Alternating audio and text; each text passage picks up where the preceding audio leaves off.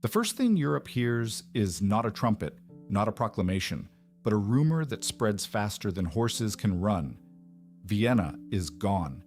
Not Vienna is burning, not Vienna is starving, but the cold, unbelievable sentence that turns stomachs to water.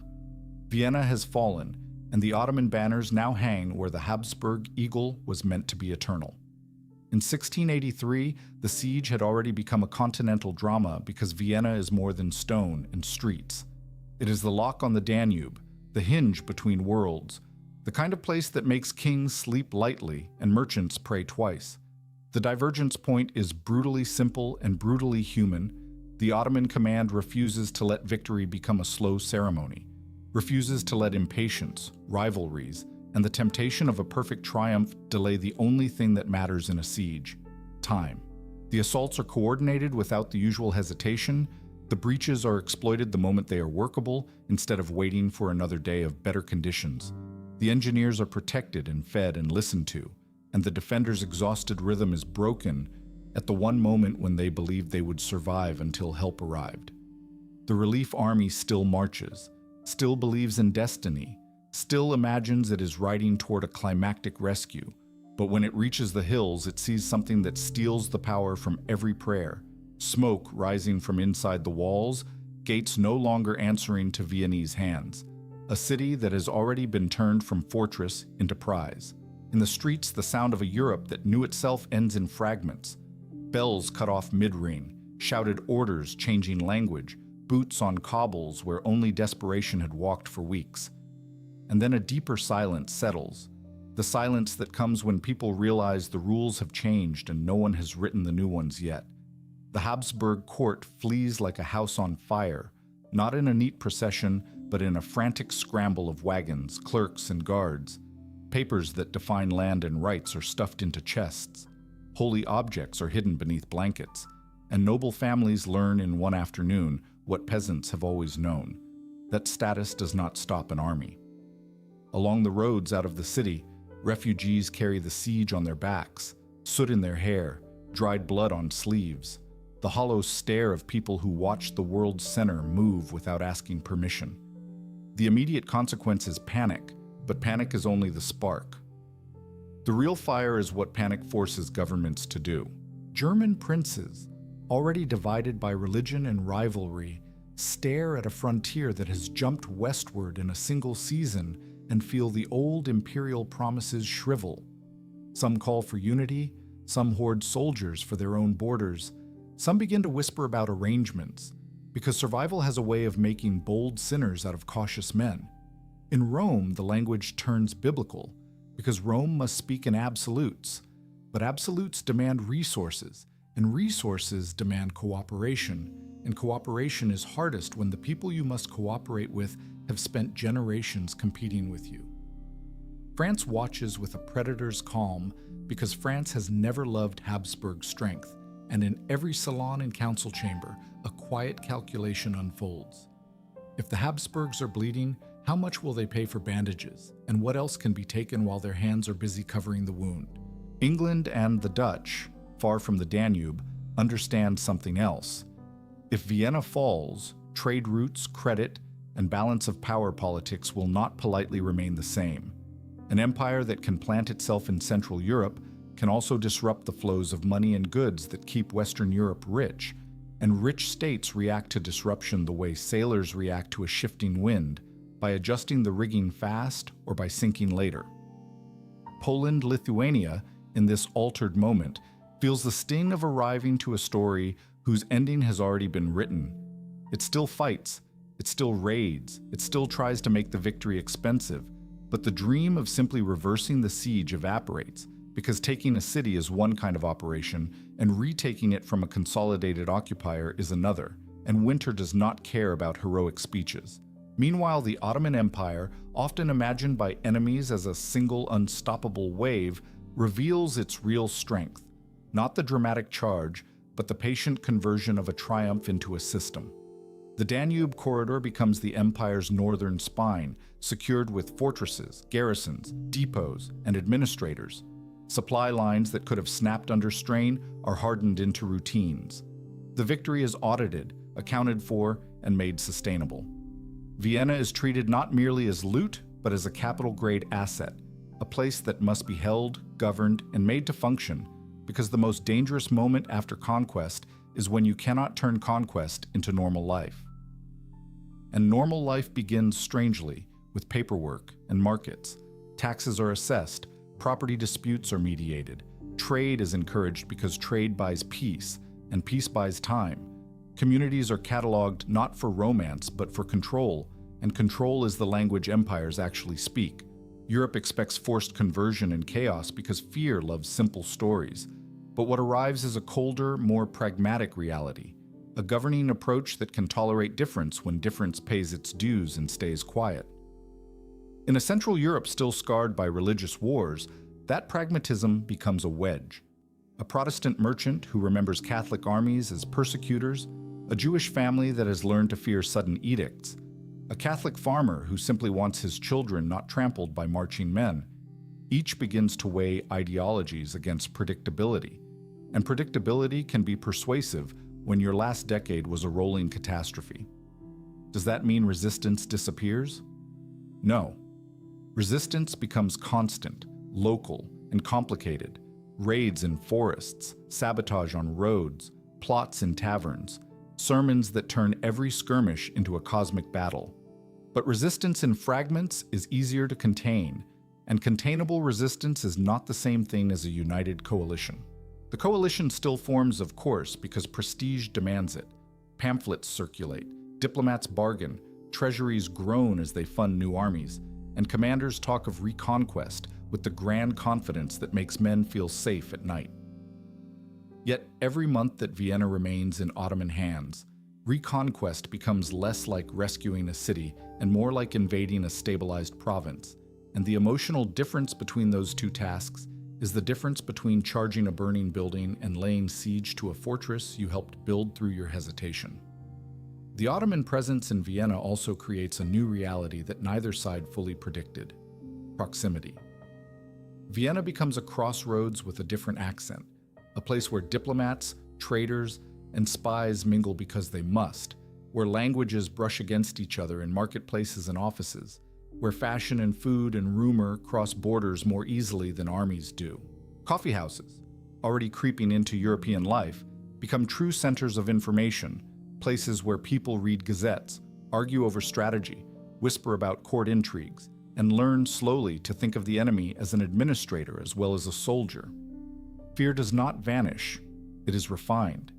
It turns into vigilance, into policy, into reforms that would have seemed unbearable in calmer times. On the European side, states begin to standardize their armies more aggressively because the old model of improvised levies and noble pride suddenly looks like a museum exhibit. Taxes become more systematic, bureaucracies become less decorative, and rulers justify centralization by pointing east and saying, in effect, "Look what happens when you are slow." On the Ottoman side, holding a major Central European capital creates its own pressure. The empire must keep its elite forces disciplined, must prevent provincial rivalries from undermining the new prize, must integrate new revenues without letting corruption eat them alive, and must learn from European artillery, fortification science, and finance not as distant curiosities but as immediate necessities. This is the domino effect that matters most. Institutions mutate under stress, and mutated institutions produce new kinds of power. Over the following decades, the map becomes less a sharp line between Christendom and the Ottomans, and more a gradient of influence, buffers, and negotiated spaces. Treaties proliferate not because people become kinder, but because even enemies prefer predictable borders to constant surprise. The Habsburgs, stripped of their central anchor, retreat into a defensive posture that reshapes their role. They bargain more, command less, and every neighbor senses it. German politics, always complicated, becomes more anxious, and anxiety is fertile soil for both unity and betrayal. France pushes when it smells weakness, not out of ideological hatred, but because that is what states do when the balance tilts. Western wars take on a different urgency, because the East is no longer a distant frontier, but a live wound. Merchants adapt quickly because merchants always do. Trade routes reroute, insurance prices change, Caravans and barges become more guarded, and a new class of intermediaries emerges, people whose business is translating not only languages, but expectations. And in the human layer beneath all this strategy, life continues in altered tones. A Viennese baker learns which officials to bribe to keep flour moving. A young soldier from the countryside writes home about streets wider than anything he has ever seen. A priest wonders how to protect his congregation without turning them into martyrs. A bureaucrat, bored and overworked, stamps papers that quietly redefine property and rights. History is made not only by battles, but by the daily acts that make conquest durable. Then comes the deeper cultural consequence, the one that does not look like a domino at first because it falls slowly. Identity becomes contested in a new way. Vienna was supposed to be a symbol of one dynasty's Christian permanence. Under Ottoman rule, it becomes a symbol of plural authority, a place where multiple communities exist under a single imperial umbrella because that is how the empire keeps revenue and stability. For some Europeans, this is a nightmare. For others, it is an unsettling example that the continent's rigid categories are not laws of nature. Enlightenment ideas still ignite reason, rights, sovereignty, but they ignite in a room where the other is no longer a distant caricature. It is across the street, in the marketplace, in the negotiation. What happens when an entire generation grows up in Central Europe seeing diplomacy, law, and daily life shaped by an empire their grandparents described as an apocalypse?